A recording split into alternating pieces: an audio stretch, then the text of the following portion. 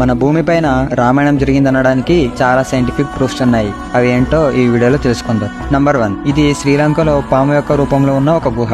ఇందులో విశేషం ఏంటంటే ఈ గుహ నేచురల్ గానే ఫామ్ అయింది. అండ్ ఈ గుహ లోపల ఉన్న గోడ పైన సీతాదేవిని రావణుడు ఎలా ఎత్తుకు వెళ్లారని క్లియర్ గా చెక్కి ఉంటుంది. నంబర్ 2, జటాయువు సీతమ్మను సేవ్ చేయడానికి రావణుడితో ఫైట్ చేసి ఓడిపోయారు. తను కొన ఊపిరితో ఉన్నప్పుడు ఈ ప్లేస్ లో పడిపోతారు. జటాయువు చెప్పడం వల్లే సీతమ్మ యొక్క జడను తెలుసుకోగలిగారు. అందుకనే ఈ ప్లేస్ కి లేపాక్షి అని పేరు పెట్టారు శ్రీరాముడు. నంబర్ 3, హనుమంతుల వారికి ఒక మంచి సూపర్ పవర్ ఉంది. అతను ఒకే క్షణంలో చాలా పెద్దగా అవ్వగలరు అండ్ అదే క్షణంలోనే చాలా చిన్నగా కూడా అవ్వగలరు. హనుమంతుల వారు సీతమ్మ కోసం అశోకవనంలోకి వెళ్ళినప్పుడు అక్కడ ఆయన యొక్క పాదముద్రం పడ్డాయి. అవి ఇప్పటికీ కూడా చెక్కు చెదరకుండా అలాగే ఉన్నాయి. నంబర్ 4, ఇవి రావణుడు నిర్మించిన వేడి బావులు. ఇందులో ఉండే వాటర్ నేచురల్ గానే వేడిగా ఉంటాయంట. శ్రీలంకలో ఇప్పటికీ కూడా అలాగే ఉన్నాయి.